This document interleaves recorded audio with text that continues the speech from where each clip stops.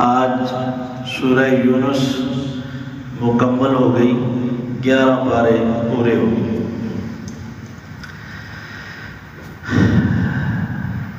سورہ توبہ کا کچھ حصہ بھی پڑھا گیا۔ سورہ توبہ میں غزوہ تبوک کو بڑی تفصیل سے اللہ تبارک و تعالیٰ نے ذکر فرمایا۔ یہ غزوہ تبوک چونکہ شام کی سرحد ہے، عیسائیوں کی روم کی جو حکومت تھی، جن کا بادشاہ تھا ہرقل، اس کے ساتھ جنگ تھی، تو مدینہ طیبہ سے رسول اکرم صلی اللہ علیہ وسلم تیاری کر کے گئے تبوک کے میدان میں۔ یہ 9 ہجری کا واقعہ ہے، یہ آخری جنگ تھی۔ پھر اس کے بعد رسول اکرم صلی اللہ علیہ وسلم 1 سال دنیا میں رہے، پھر رخصت ہو گئی۔ تو اس پہ بڑے اہم واقعات پیش آئے۔ ایک تو جو منافقین چھپے ہوئے تھے، اللہ تبارک و تعالیٰ نے ان کو اس جنگ میں کھول دیا۔ سفر یہ گرمی کا تھا اور بڑا لمبا سفر تھا، تیاری بھی اتنی نہیں تھی۔ اس کو جیش عسرہ بھی کہا ہے اللہ تعالیٰ نے، تنگی کا لشکر، کہ جس میں کھانے پینے کے سامان کی بھی کمی، سواریوں کی بھی کمی۔ ایک کھجور صحابہ کہتے ہیں 3 آدمیوں کے حصے میں آتی تھی، اور پھر ہم پٹھلی بار بار چوستے رہے، باری باری۔ جوتے چل کے پھٹ گئے۔ جن کے پاس سواریاں تھیں، سواریوں پہ بھی زیادہ اس لیے نہیں بیٹھتے تھے کہ سواریاں ہی کی نہ جواب دے دیں۔ بہرحال کچھ منافقین نے جانے سے پہلے آپ سے بہانے بنا کر اجازت لی، آپ نے بھی اجازت دے دی۔ اس پر اللہ تبارک و تعالیٰ نے فرمایا عفا اللہ عنک لما ذنت لہم، اللہ نے تو آپ کو معاف کر دیا ہے، لیکن آپ نے اجازت دی کیوں؟ ہم تو ان کو کھولنا چاہ رہے تھے، انہوں نے تو بہانہ بنا کر اپنے آپ کو پھر مسلمانوں میں چھپا دیا۔ ان کو اجازت نہ دیتے، پھر کھلتے کہ کیوں نہیں گئے، جبکہ یہ عام اعلان تھا کہ سب تیار ہو جائیں، کھجوریں تیار ہیں، فصل چھوڑ کر فرمایا کہ سب چلو۔ ایک تو یہ فرمایا کہ یہ جہاد سے جی وہی چراتے ہیں کہ جو ایمان نہیں رکھتے۔ اللہ کی ذات پر ایمان رکھنے والے کبھی جہاد سے جی نہیں چراتے۔ اور دوسری بات آپ صلی اللہ علیہ وسلم سے ارشاد فرمائی، ابھی آپ واپس جب مدینے میں جائیں گے نا، اور بہت سارے لوگ آپ کو ملیں گے جو بہانے بنائیں گے، یعتذرون الیکم، آپ کے سامنے آ کر عذر پیش کریں گے، قل لا تعتذروا، آپ صاف کہہ دینا کہ بہانے نہ بناؤ، ہمیں سب بتا دیا اللہ نے۔ پھر فرمایا سَيَحْلِفُونَ لَكُمْ لِتَرْضَوْا عَنْهُمْ فَإِن تَرْضَوْا عَنْهُمْ فَإِنَّ اللَّهَ لَا يَرْضَىٰ، یہ قسمیں اٹھائیں گے کہ کسی طرح آپ ان سے راضی ہو جائیں، ان کا عذر قبول کر لیں، آپ قبول کر بھی لیں، مگر اللہ راضی نہیں ہوگا۔ کیا اللہ کی تو اپنی شان ہے۔ چنانچہ رسول اکرم صلی اللہ علیہ وسلم جب واپس تشریف لائے، عصر کی نماز پڑھائی، آپ عصر کے بعد بیٹھے، ایک بندہ آیا، اس نے آ کر کہا کہ میں اس لیے نہیں جا سکا۔ آپ مسکراتے اور فرماتے ٹھیک ہے، اللہ نے تو سب کچھ بتا دیا تھا کہ یہ جھوٹی قسمیں بھی اٹھائیں گے۔ 3 آدمی ایسے رہ گئے کہ جنہوں نے اپنا عذر کوئی نہیں بتایا، بیٹھے ہیں۔ دوسرے جا کر کہتے ہیں آپ صلی اللہ علیہ وسلم کوئی کراس سوال نہیں کرتے کہ کیوں نہیں آئے، یہ عذر کیسا تھا، آپ اجازت دے دیتے ہیں، تم بھی جا کر کوئی نہ کوئی بہانہ پیش کر دو۔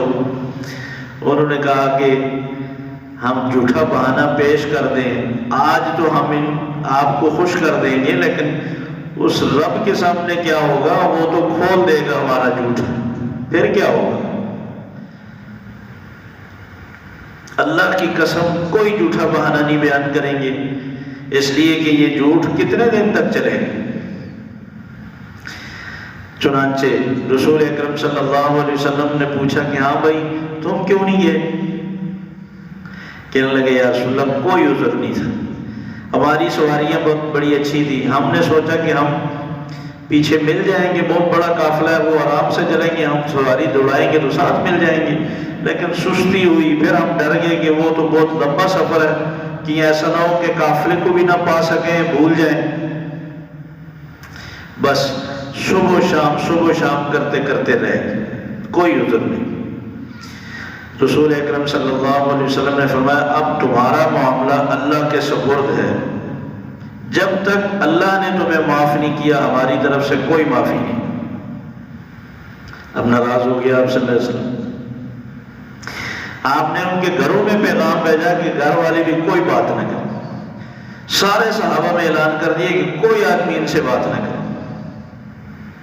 اللہ فرماتے ہیں ان پر تو زمین تنگ ہوگی، کتنے قریبی دوست رشتہ داروں کو جب ملتے جا کر وہ منہ پھیر لیتے کہ جب آپ صلی اللہ علیہ وسلم نے منع کر دیا تو بس ہمارا کوئی واسطہ نہیں تم سے۔ کعب بن مالک ہیں، وہ کہتے ہیں میں ایک دفعہ بازار سے جا رہا تھا تو مجھے ایک خط ملا، غسان کے سردار، عیسائی سردار نے بھیجا، اس نے کہا کہ تمہارے اندر تو بڑی صلاحیتیں تھیں، مسلمانوں نے تمہاری قدر نہیں کی، تم یہاں آ جاؤ ہمارے پاس۔ کہتا میں نے جب خط پڑھا تو اس دن تو انتہا ہو گئی میرے صدمے کی، میری چیخیں نکل گئی کہ اب کفار کو بھی مجھ سے امیدیں لگ گئی۔ خط تو میں نے اسی وقت پھاڑ کر پھینکا اور میں رویا اللہ کے سامنے کہ یا اللہ میرے لیے اب میں کہاں جاؤں، اب تو مجھے کافر بھی دعوت دینے لگ گئے۔ بہرحال ایسے گڑ گڑائے اللہ کے سامنے، ایسے گڑ گڑائے، اللہ تبارک و تعالیٰ نے فرمایا کہ وَعَلَى الثَّلَاثَةِ الَّذِينَ خُلِّفُوا، ہم نے ان تین کی بھی توبہ قبول کر لی جو پیچھے رہ گئے تھے۔ اللہ تبارک و تعالیٰ کو انہوں نے ایسے راضی کر لیا رو دو کر۔ اللہ تبارک و تعالیٰ نے یہ دروازہ بند نہیں کیا، کھلا چھوڑا۔ کوئی بھی گناہ گار، بڑے سے بڑا گناہ گار جب اللہ کے سامنے رو کر معافی مانگتا ہے اللہ معاف کر دیتا۔ ہمارے لیے یہ سبق کے طور پر اللہ تعالیٰ نے ذکر کیا ہے کہ دیکھو کیسے اللہ تبارک و تعالیٰ سے معافی مانگ کر انہوں نے معافی چاہی۔ اور دوسرا واقعہ یہ ذکر کیا کہ مدینہ منورہ کے منافقین نے رسول اکرم صلی اللہ علیہ وسلم سے آ کر درخواست کی کہ عشاء کی نماز میں اور فجر کی نماز میں اندھیرا ہوتا ہے، ہمارے کچھ بوڑھے کمزور لوگ مسجد نبوی میں نہیں پہنچ سکتے، لیکن جماعت کے بغیر نماز پڑھنے میں مزہ نہیں آتا۔ پھر ہم نے سوچا کہ ہم اپنے محلے میں ایک چھوٹی سی مسجد بنا لیں، تو ہم نے وہ بنا لی، بس صرف آپ نے افتتاح کرنا، اگر آپ افتتاح فرما دیں تو یہ بڑا آپ کا احسان ہوگا۔ نیت تو بہت اچھی، جذبہ بڑا اچھا۔ آپ صلی اللہ علیہ وسلم نے فرمایا ابھی تو میں غزوہ تبوک کی تیاری میں مصروف ہوں، واپسی پر انشاءاللہ میں آ کر 2 رکعت نماز پڑھ دوں۔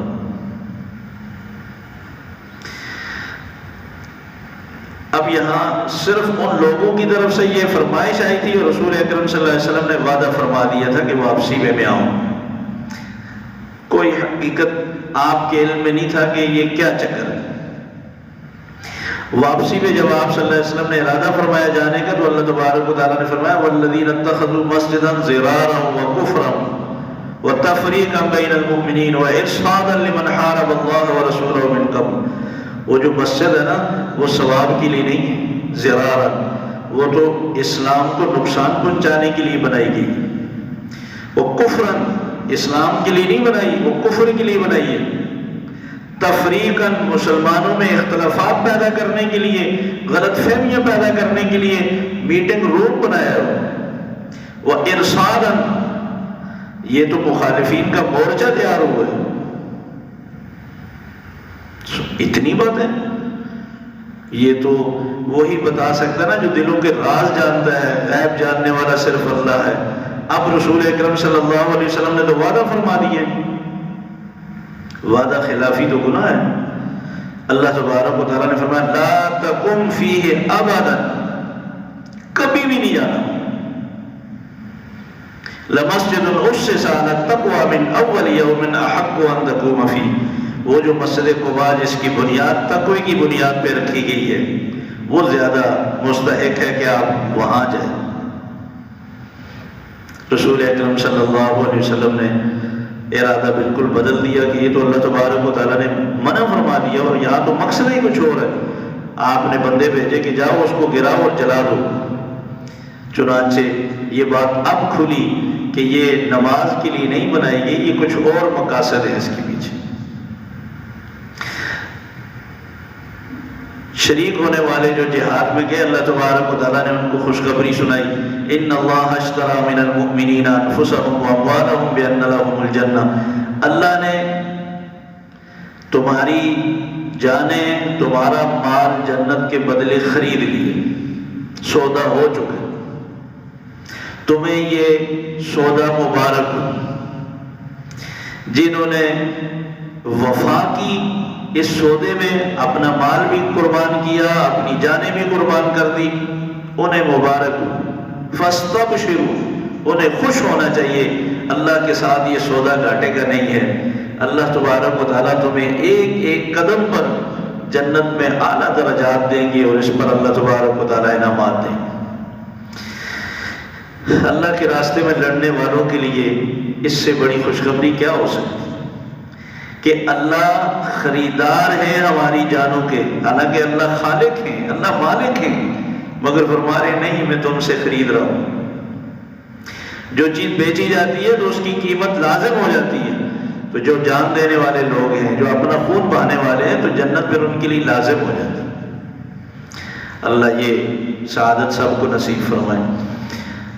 رسول اکرم صلی اللہ علیہ وسلم نے حضرت ابو طالب کے بڑی ترغیب دی کہ آپ کلمہ بس میرے کان میں پڑھ دیں آخری وقت میں، تاکہ شفاعت کر سکوں۔ سوچا انہوں نے کہا کہ دیکھو، چونکہ ابو جہل بھی ساتھ بیٹھا تھا، کہنے لگا دیکھو عورتیں بھی تانے دیں گی کہ یہ موت سے ڈر گئے، باپ دادا کی دین کو چھوڑ کر محمد کی دین کو اپنا لیا۔ تو انہوں نے کہا بیٹ بھتیجا، میں آپ کے دین کو سچا سمجھتا ہوں، آپ سچے ہیں، لیکن میں اپنے باپ دادا کے دین پر ہی دنیا سے جانا چاہتا ہوں۔ آپ رو پڑے۔ پھر آپ نے ایک وعدہ کیا کہ میں اللہ سے بخشش کی دعائیں کرتا رہوں گا جب تک مجھے رب نے روکا نہیں۔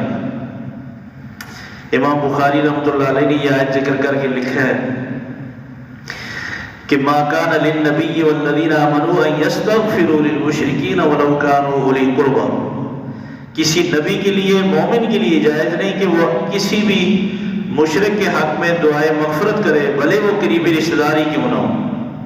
جب یہ آیت نازل ہوئی، آپ نے پھر معافی کی درخواست، بخشش کی دعا کرنی چھوڑ دی۔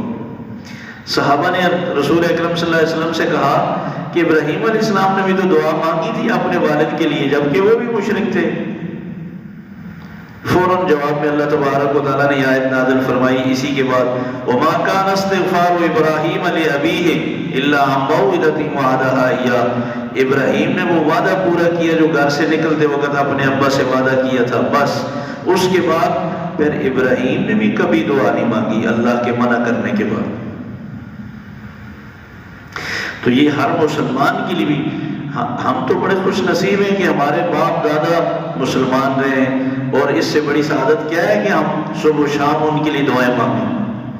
زندگی میں اگر خدمت نہیں کر سکے، دادا پر دادا کو نہیں دیکھ سکے، ہم یوں تو ان کی خدمت کر سکتے ہیں نا کہ ہم ان کے حق میں دعائیں مانگیں، اپنے چھوٹے بچوں سے بھی دعائیں مانگیں تاکہ ان کو ایک طریقہ اور ان کو ایک عادت پڑے کہ صرف اپنے ہی ماں باپ کو نہیں، ان کے ماں باپ کے لیے بھی، ان کے ماں باپ کے لیے بھی ایک لفظ میں یا اللہ میرے ماں باپ کو اوپر تک جہاں تک یہ مسلمان ہیں سب کی مغفرت فرما، سب کو فائدہ ہونا چاہیے۔ بچوں سے دعائیں منگوانی چاہیے، اور وہ لوگ جن کے ماں باپ غیر مسلم ہیں وہ اس آیت کے پابند ہیں کہ اللہ تبارک و تعالیٰ نے ان کو روکا ہے۔ یہ دل بڑا کرنے والی بات نہیں، یہاں تو احکامات کی بات ہے کہ اللہ کی بات ماننی ہے ہم نے ہر حال۔ منافقین نے رسول اکرم صلی اللہ علیہ وسلم پر جب آیت نازل ہوتی ہے آپس میں ایک دوسرے کے کان میں کہتے اس آیت سے کس کا ایمان بڑا ہے، کیا فائدہ ہوگا، کبھی کہتے ہیں سورت اتری ہے، کبھی کہتے ہیں آیت اتری ہے، کہتے ہیں ایمان بڑھتا ہے، تمہارا بڑھا ہے؟ وہ کہتا ہے نہیں۔ تمہارا بڑھا ہے؟ نہیں۔ اللہ نے فرمایا جس کے دل میں پہلے گند بھرا ہو نا، وہ گند ہی میں اضافہ ہوگا، ایمان کہاں بڑھے گا؟ ایمان تو اس کا بڑھے گا جس کا پہلے ایمان ہو۔ جو پہلے مومن ہے وہ آیت کے اترنے کے بعد اس کے ایمان میں اضافہ ہوگا، جس میں منافقت ہی بھری ہوئی ہے وہ تو آیت اترنے کے بعد تو دشمنی میں اضافہ ہوگا نا۔ تو فرمایا گند میں گند اور بڑھ گئی۔ تو آیات کے اترنے سے، سورتوں کے آنے سے تو خوشی ایمان والوں کو ہوتی ہے۔ اس آیت کی بالکل آخری آیت میں حسبی اللہ لا الہ الا هو علیہ توکلت وهو رب العرش العظیم، میرے لیے میرا اللہ کافی ہے، اس کائنات میں اس کے علاوہ کوئی الہ نہیں، علیہ توکلت، تو مجھے اسی پہ بھروسہ ہے، وہ رب العرش العظیم، وہ عرش عظیم کا رب ہے۔ اس آیت کے متعلق رسول اکرم صلی اللہ علیہ وسلم نے فرمایا جو بندہ صبح و شام 7 دفعہ پڑھے گا، جس ارادے اور نیت سے پڑھے گا، اللہ تبارک و تعالیٰ اس کی وہ نیت و ارادہ پورا فرمائے۔ سورہ یونس میں اللہ تبارک و تعالیٰ نے فرمایا کہ آسمان و زمین ساری کائنات کو اللہ نے 6 دن میں بنایا، ثم استوى علی العرش، پھر اللہ تبارک و تعالیٰ عرش پہ قائم ہوا، یعنی پوری کائنات کی حکومت اپنے ہاتھ میں لے۔ یدبر الامر، ساری کائنات کے فیصلے پھر وہ خود کرنے لگے۔ فرمایا کہ یہ ہے تمہارا رب، فاعبدوہ، صرف اس کی عبادت کرو، اس کے علاوہ عبادت اور پکار کے لائق کوئی نہیں، یہ صرف اللہ کا حق ہے۔ پھر شکوہ کرتے ہوئے فرمایا کہ انسان کو جب کوئی تکلیف پہنچتی ہے تو لمبی لمبی دعائیں، بیٹھے لیٹے چلتے پھرتے ہر وقت مجھے یاد کرتا ہے، لیکن جب تکلیف دور ہو جائے نا ایسے لگتا ہے جیسے اس نے کبھی ہمیں یاد ہی نہیں کی۔ فرمایا ساری امتوں کو ختم کرنے کے بعد تمہیں آباد کیا ہے، لننظر کیف تعملون، تاکہ ہم دیکھیں کہ تم کیسے اعمال کرتے ہو۔ مشرکین نے مطالبہ کیا کہ یہ قرآن مجید جو آپ کہتے ہیں اللہ کا کلام ہے، اس میں تو بڑی سخت سخت باتیں بھی ہیں، یہ نکال دے، باقی ہم ماننے کے لیے تیار ہیں۔ یہ بس تھوڑی یہ تکلیف کریں کہ سخت احکامات نکال دیں، باقی تو بہت اچھا ہے، ہم مان لیں، اختلاف ختم ہو جائے گا، امن قائم ہو جائے گا۔ رسول اکرم صلی اللہ علیہ وسلم نے فرمایا ما یکون لی ان ابدلہ من تلقاء نفسی ان اتبع الا ما یوحی الی، یہ میرے اختیار میں نہیں کہ میں قرآن مجید سے کوئی آیت نکال دوں، یہ میرے رب کی طرف سے جو وحی آئی ہے، میں بھی اس کا پابند ہوں کہ اس پر عمل کروں۔ اللہ کی طرف سے حکم نہ ہوتا میں تمہیں کوئی آیت نہ سناتا، یہ اس کی طرف سے حکم ہے کہ میں تمہیں کھول کھول کر آیات سناؤں، تمہیں میٹھا میٹھا بھی ماننا پڑے گا، کڑوا بھی ماننا پڑے گا۔ آج مسلمانوں کا مزاج بھی یہی ہے کہ قرآن مجید کے ساتھ احکامات کو مانتے ہیں مگر سننے کے لیے تیار نہیں ہوتے۔ اللہ ہمیں کامل جذبہ نصیب فرمائے کہ ہم اللہ کی ہر بات دلی خوشی سے سنیں بھی مانے بھی۔ ایک جگہ اللہ نے شکوہ کیا کہ فرمایا قصے کہانیاں بیان ہو تو بڑی خوشی سے سنتے ہیں، اللہ کی توحید جب بیان ہو تو دل سکڑنے لگ جاتے ہیں۔ حالانکہ ایمان والوں کو توحید پر سننے پر بیان کرنے پر زیادہ خوشی ہونی چاہیے۔ یہ ایمان کا توحید کا ایک ٹیسٹ بھی ہے کہ توحید پر ہم کتنے خوش ہوتے ہیں۔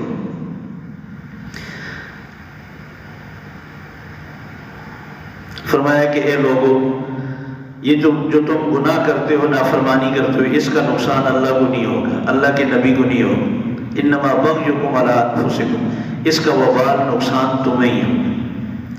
یہ تمہیں احساس نہیں ہو رہا، یہ آخرت میں اس کا سزا اور اس کا بوجھ اتنا ہی زیادہ ہو۔ جو جتنا جلدی توبہ طائب ہو جائے، اللہ کا فرما بردار بن جائے، یہ فائدہ اسی کو ہو۔ اللہ تعالی ہمیں صحیح سمجھنے کی، عمل کی توفیق نصیب فرمائے۔ اللہم انت السلام منک السلام تبارکت یا ذا الجلال والاکرام۔ یا اللہ ہمارا بیٹھنا بولنا سننا صرف اور صرف آپ کی رضا کے لیے، یا اللہ تو اپنی بارگاہ میں قبول فرما لے۔ یا اللہ ہمیں ان اعمال کی توفیق عطا فرما جو آپ کو پسند